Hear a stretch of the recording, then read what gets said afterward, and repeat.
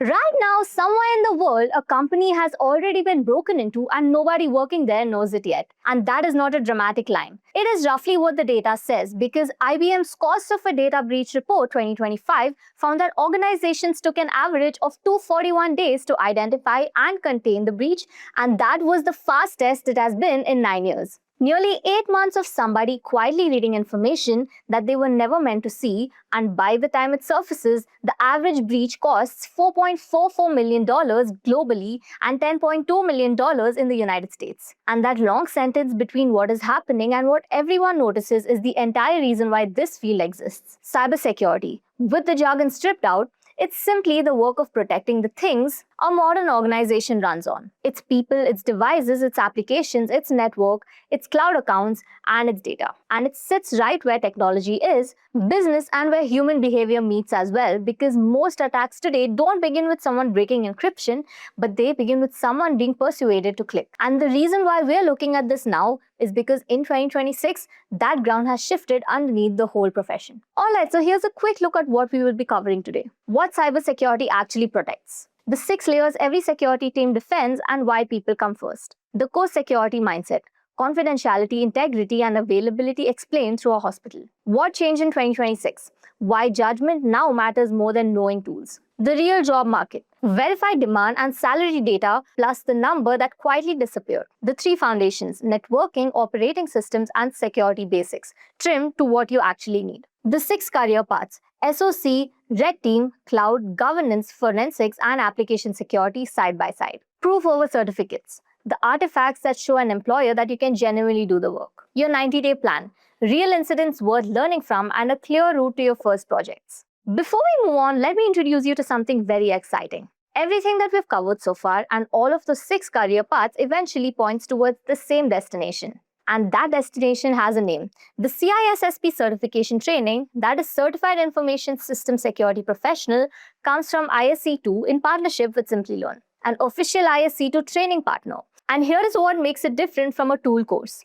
CISSP covers 8 domains that together describe the entire profession. Security and risk management, asset security, security architecture and engineering, communication and network security, identify and access management, security assessment and testing, security operations, and software development security. Now look at that list again, because every single path we discussed today lives inside one of those 8 domains. And you learn from the ISC to authorized instructors, and you receive the official CISSP study kit along with an exam voucher, and you practice on 5 sample papers of 150 questions, each plus a full simulation test. So the real exam is not the first time you sit something that looks like it. And here is the part that most people don't know. And if you do not have the first 5 years of experience that CISSP normally asks for, you can still pass the exam and become the associate of ISC2, then earn the experience over the following 6 years. So this is not a door that opens years from now, it's the one that you can start walking towards today. And it leads to roles like security architect, security manager, director of security, and eventually chief information security officer. The link is in the description. Before we go further, here is a quick question for you. What do most cybersecurity attacks start with? Is it A, breaking encryption, B, a person clicking a link, C, cutting a network cable, or is it D, guessing a server name? Let us know your answers in the comments below. So here is something strange about this field. Thousands of people decide to enter cybersecurity every single month, and most of them quit within 90 days. And this is not because the subject is too hard. They quit because they started in the wrong place. And the pattern is always the same.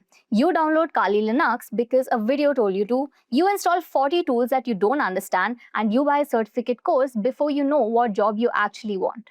And 3 months later, you still cannot find a basic interview question about how a request travels from your laptop to a website. So the problem was never your intelligence. The problem was sequence. Cybersecurity is not one job. It is at least 6 different jobs, and each one of them has a different entry point. So in this session, we are going to fix the sequence first. So let's start with what cybersecurity actually projects. So think about your morning. You unlock your phone with your face.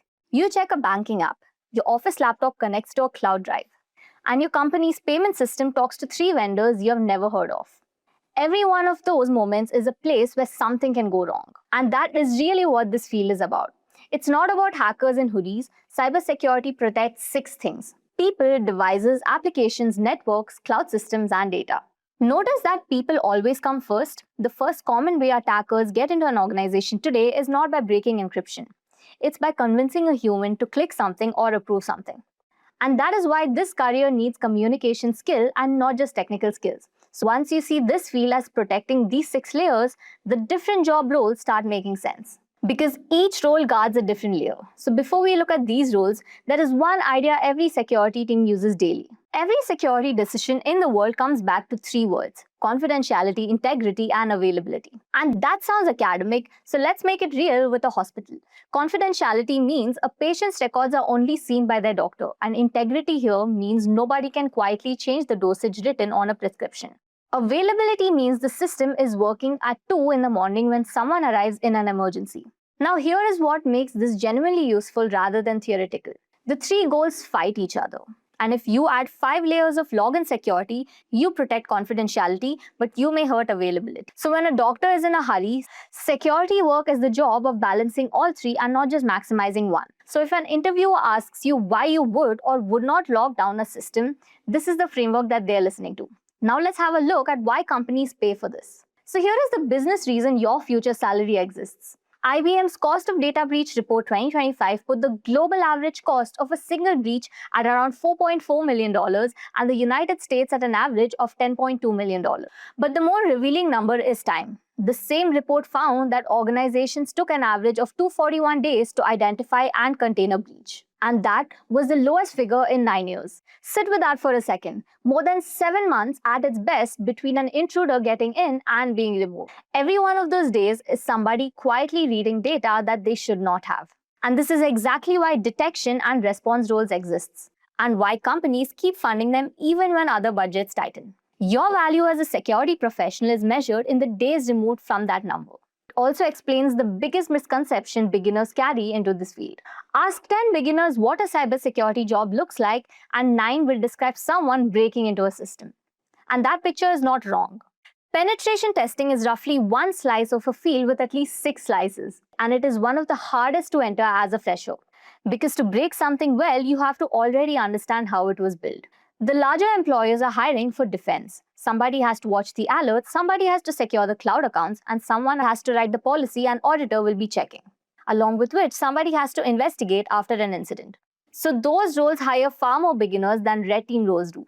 So if you spend your first 6 months learning only attack tools, you have prepared yourself for the narrowest and most competitive door into the industry. Keep the interest, but widen the target. And there is one reason this matters more now than it did 2 years ago. If you take only one new thing from this session, make it this. According to the World Economic Forum's Global Cybersecurity Outlook 2026, 94% of surveyed leaders expect artificial intelligence to be the single best driver of change in cybersecurity. The same report found that 87% of respondents identified AI-related vulnerabilities as the fastest growing cyber risk during 2025. And here is what that means for you. The routine part of security work, scanning, sorting alerts, and writing basic summaries is increasingly handled by automation. And that part is the growing judgment. Deciding whether an alert is real, understanding why a system was configured badly, and explaining risk to a manager who is not technical. So the skill that gets you hired now is not memorizing tools, but it's being able to look at the evidence and clearly saying what happened and what to do next. And that shift changes how you should read every job market number, including the ones that you have heard many times. So you have almost certainly heard that the world is short of 3 to 4 million cybersecurity professionals. And that figure came from the ISC2 Cybersecurity Workforce Study, and here is what most videos have not told you. In its 2025 study, ISC2 stopped publishing a global workforce gap number altogether. And the reason that this matters more than the number did is because across the 2024 and 2025 studies, professionals said that the shortage of specific skills was more pressing than the shortage of people. And in 2025 study, 59% of respondents described their team's skills gap as critical or significant compared with the 44% the year before. And read that carefully because it changes your strategy completely.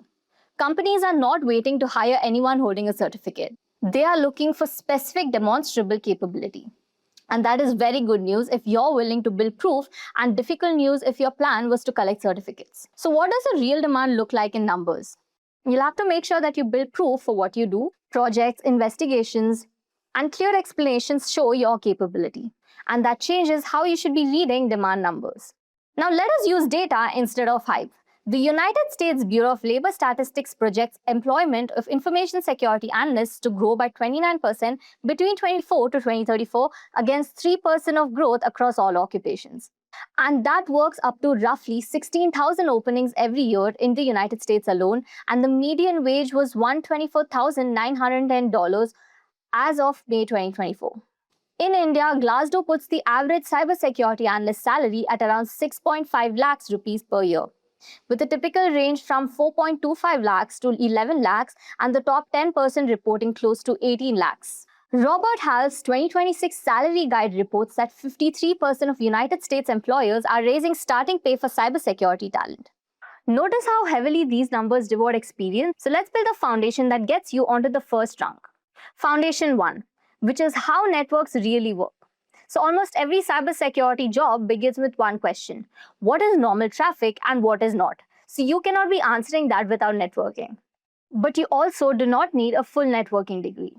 You need about 5 things: what an IP address is and how a device gets one, what ports are and why port 443 matters, how DNS turns a name that you typed into an address a machine understands, and what actually happens when an HTTPS connection is established, and how TCP sets up a conversation between two machines. And that is enough to begin with. And here is why it pays off immediately. When an alert tells you that a laptop in your finance team connected to an other unknown address in another country at around 3 in the morning on an unusual port, every single part of that sentence is networking. Without this layer, every security tool that you open is just colorful noise. So once you can read the traffic, the next question is what the machines themselves are doing. Foundation 2, Windows and Linux. So here is a habit that will slow you down badly: skipping operating systems because they feel boring. Attacks don't happen in the abstract. They happen on a Windows laptop or a Linux server, and both of those systems keep a detailed diary of everything that occurs. Learning to read that diary is a real job skill. On Windows, understand users and permissions and what event logs record and how a login attempt looks when it succeeds versus when it fails. On Linux, get comfortable moving around the file system, reading and changing file permissions, checking which processes are running, and opening log files.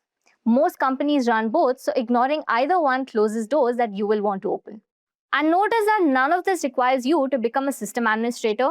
You need to become a competent reader of what the system is telling you. With networks and systems in place, we can add the security layer itself. Foundation 3, threats, vulnerabilities, and risks. So these 3 words get used loosely everywhere, and getting them right will immediately make you sound like a professional. A threat is who and what might cause harm. A vulnerability is a weakness that they could use. Risk is a combination of how likely that is and how much it would hurt. Now take a simple example. A ransomware group is the threat. An unpatched server is the vulnerability. And if that server runs your billing system, the risk is high. If it runs a test environment nobody uses, the risk is low even though the vulnerability is identical. And this is why security teams don't fix everything. They cannot, they rank. Add 2 more ideas and you have the working vocabulary of this field. Access control, meaning who is allowed to do what, and least privilege, meaning give people the minimum access that they need. Now for the question that stops more beginners than any other topic. The truth about coding in cybersecurity. You have probably seen videos promising that cybersecurity needs no coding. And that is partly true and mostly misleading. So you don't need to be a software developer to get your first security job. Nobody will ask you to build an application. But the moment you're handling 10,000 log lines instead of 10, you will want a script. So here's the honest version. So in your first 6 months, learn enough Python to read a file, loop through it, search the pattern, print a summary. Learn enough command line to filter and count things. And that is a few weeks of work, not a year. What it buys you is enormous because the person who can automate a boring task is usually the person who's promoted out of the boring task. So treat scripting as a multiplier and not a prerequisite. With the foundation settled, it's time for the decision that shapes everything else, which role you're aiming at. For many people entering this field, the Security Operations Center is the front door, so it's worth knowing what the work actually feels like. An SOC analyst watches the alert a company's security tools generate and decides which ones are real. At a normal day, you might look at a spike in failed logins, a laptop talking to a suspicious address, or a user downloading an unusual volume of files. Now your job is to investigate, decide, and either close or escalate it. So what makes someone good at this is curiosity and clear writing. Because every decision that you make has to be explained to somebody else. So it's often running in shifts, which is worth knowing before you commit. The skills which matter are networking, log analysis, operating system basics, and that is exactly what we just covered. If you enjoy investigation and pattern spotting, start here. If you would rather break things than watch them, the next path may suit you better. The red team and penetration testing. So this is the role most beginners want. So let's be direct about it. A penetration tester is hired to attack a system with written permission and then explain exactly how they got it. The appeal is obvious. The difficulty becomes obvious the moment you think about it. This is why very few people are hired straight into this role, because many people arrive 2 or 3 or a SOC. The role is also far more writing than people expect. The report is the deliverable and not the exploit. So if your goal is to treat it as a destination rather than a starting point, one short but serious note. Testing systems without written authorization is a criminal offense in most countries, including India. Use deliberately vulnerable practice environments only. Now let's look at where the hiring pressure is the strongest. So if you want to know where the demand is growing fastest right now, it's here. Almost every company has moved part of its business to Amazon Web Services, Microsoft Azure, or Google Cloud. And the mistakes people make is that there are new mistakes. A storage bucket is left open to public, a permission set that quietly allows one service to read everything, and access key accidentally committed into the code repository. Cloud security is the work of finding those and fixing them before somebody else finds them. And what makes this path attractive for a career switcher is that it rewards the identity and access side. And what makes this path attractive for a career switcher is that it rewards the identity and access of that security more than deep offensive skills. If you can understand who is allowed to do what and you can read a cloud permission policy, you're already useful. It layers on top of the networking layer than replacing it. Some people prefer working with policy and people rather than infrastructure, and there is a strong path for them as well. Now, this is the most overlooked route into cybersecurity and often the most accessible. Governance, risk, and compliance is the work of deciding what rules an organization must follow, checking whether it actually follows them, and documenting the gap. Think of frameworks like ISO 27001 or the requirements around handling payment card data. Somebody has to translate those into practical controls and then prove to an auditor that the controls exist. So here is why it deserves your attention. It values skills many career switchers already have. Writing clearly, asking careful questions, being organized, understanding how a business runs, and if you're coming from a finance, law, operations, or project management background, this is often the strongest bridge into security and it pays well. It's also the clearest path into leadership because risk conversations happen with executives. So after this, 2 more specialized paths are worth doing before we talk about choosing. Digital forensics and application security. So 2 more roles complete the picture. Digital forensics and incident response is the work that happens after something has gone wrong. So when an organization is breached, someone has to reconstruct what has happened and in what order and what was taken, often in a way that would hold up in a legal process. It is patient, evidence-driven work, and it suits people who enjoy detail. Application security sits at the opposite end of the timeline. Instead of investigating afterwards, you work alongside developers to catch flaws before code ships. Because you can read the code the security team is worried about. Both roles usually expect some prior experience, so treat them as a year 2 or year 3 destinations rather than first jobs. Now this gives us 6 paths. So how do you pick the one without guessing? Let's find out. Here's what you shouldn't be learning yet. Permission to skip things is one of the most useful gifts in this field, so here it is. Don't start with malware reverse engineering. It's fascinating and it will consume months that you do not have. Do not buy 3 certifications at once because you will not study any of them properly. Do not try to memorize every tool in security distributions because tools change constantly and the underlying contents do not. Do not attempt advanced cloud security before actually understanding identity and networking because very little of it will make sense. And never practice against a system that you do not have written permission to test. The reason this list matters is simple. Every hour spent on an advanced topic before you're ready is an hour not spent on the foundation that would have made the topic much easier later. So depth beats breadth in your first year, and that principle applies to certifications too. Here's how you should be thinking about certifications. Certifications are useful and oversold at the same time. So here is a sensible way to hold both ideas. Picture 3 levels. A foundation level certificate proves that you know the vocabulary and helps your resume past an initial filter. A role-specific certificate matches the path that you chose, So choose a defensive analyst certificate if you're heading to SOC, a cloud security certificate if you're heading to cloud. An advanced certificate comes later, usually after the real experience, and several formally require it. Now let's move on to a part that always gets skipped. Choose based on what employers in your city and your target industry are actually asking for. Open 20 job postings for the role that you want and count which certifications keep appearing. That research takes an afternoon and it beats any generic list. And study for a certificate while building a project and not just building one. Let's look at two real incidents that show why all of this matters. GM Resorts was hit by cyberattack that disrupted hotel reservations, casino flow systems, and payment terminals. And it's filling with the United States Security and Exchange Commission. The company estimated a negative impact of approximately $100 million to adjusted property earnings for the affected operations, along with under $10 million in one-time expenses. What makes this a teaching case is the decision sitting at the center of it. Faced with an active intrusion, the company shuts systems down, and shutting down is expensive. Here's the analogy. If you discover an intruder inside a factory, halting the production line costs you real money, but letting them keep running may let them reach for something more valuable. So knowing when to stop is exactly what incident response teams are trained for. And notice how this was a business decision informed by technical people. That is the level that you're aiming for. So how do you get there in 90 days? Here's what your first 3 portfolio projects should look like. Let us make the output concrete, because a roadmap without a deliverable is just a reading list.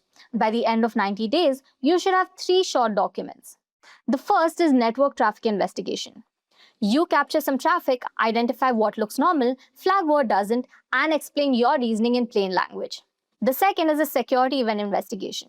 You take a set of login logs, find a pattern of failed attempts, and write a 1-page incident report describing what you saw and what you would recommend. Now the third is vulnerability assessment. You scan a deliberately vulnerable practice system that lists what you found, rank it risk by risk, and suggest fixes. Each one should contain your objective, your steps, your screenshots, your findings, and what you learned. Publish them somewhere a recruiter can actually read them. Now, let's put a calendar around all of this. So here's the 90-day plan on how you should be getting there. So here's how 90 days fit together. In days 1 to 30, you build your foundations only. Networking basics, Windows and Linux navigation, and the core security vocabulary that we covered. No specialization yet and no tool collecting. And in days 31 to 60, you move to guided practice. Work through beginner labs, and while you do, pay close attention to what you actually enjoy, because that is how you choose your path honestly rather than theoretically. Commit to a direction at the end of this window. In days 61 to 90, you produce. Build 2 of the 3 projects that we just described, write them up properly, rewrite your resume so it describes what you built rather than what you watched, and start applying while you finish the third. Notice that applying begins inside the 90 days and not after them. The market will teach you faster than any course does. So before we close, let's name the mistakes that cost people most of their time. Let's go ahead and finish with the traps, because avoiding these is worth more than any single skill. The first is starting with tools instead of foundations, which leaves you able to run a scan but unable to explain the result. The second is chasing several paths at once, which produces shallow knowledge everywhere and proof of nothing. The third is treating certifications as a replacement for projects rather than a companion to them. The fourth is practicing on systems that you have no permissions to touch, which can end a career before it starts. And the fifth is not writing anything down, because in security, undocumented work is invisible work. Get those 5 right and you're already ahead of most people entering this field.